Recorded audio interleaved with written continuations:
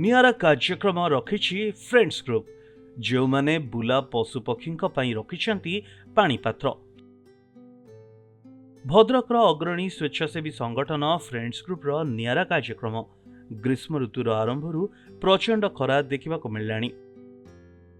पारद एवं 40 डिग्री पार आउ आगु बढ़िब खरा। प्रचंड ताती बुलागोरु गाई करुब परिस्थिति को कलबल। तेबे पानीर व्यवस्था एभली किछि ढंगरे करिसेंती भद्रकर अग्रणी स्वेच्छासेवी संगठन फ्रेंड्स ग्रुप। आज को 4 वर्ष हेब फ्रेंड्स ग्रुप परिवार एक नूतन छोटिया प्रयास आरंभ होइछि। ग्रीष्म ऋतुरे प्रबल खरा हेबा हेतु नई नाल पोखरी एवं नदी दिनकु दिन सुखी जाउछि। तेबे बुला पशु गाई गोरु पानी पई अनेक असुविधा सम्मुखीन हुअंती।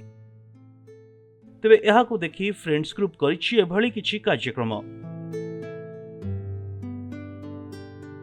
तेबे भद्रक बरपदारे किछि अंचल नूतन पाणीकुंड रखा जाइथिला ए ग्रुप पक्षरु। तेबे ए कार्य द्वारा किछि गोमाता षंढ पक्षी माने उपकृत हेबे एवं प्रतिदिन पाणीकुंड रे किभली संपूर्ण पानी रहिबो एवं एहा सफा रहिबो बोली अन्य माने एही पशु पक्षी को किभली पानी देबे सेथिपई मध्य फ्रेंड्स ग्रुप रो सभापति रश्मि रंजन साहू नेइछंती किछि पदक्षेप।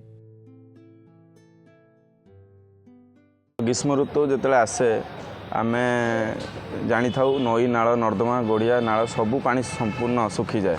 तो यही समस्याटा बेसी पशुपक्षी भोगती।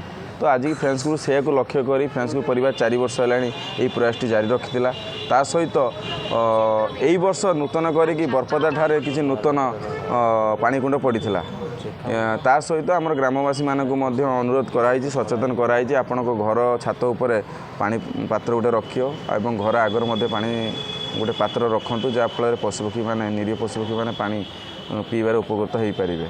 आमर जो कुंड गुड़ा पड़ी तार सप्ताह को 3-4 थर संपूर्ण पानी तो जमी पानीटा खराब न हो गोलिया न हो तार दायित्व भी आम पिला माने रोचती आ से कुंडर संपूर्ण पानी किमिति रही पारियो ता मध्ये व्यवस्था करा जायछि। भद्रकरू सुदीप मलिक रिपोर्ट प्रदीप टीवी।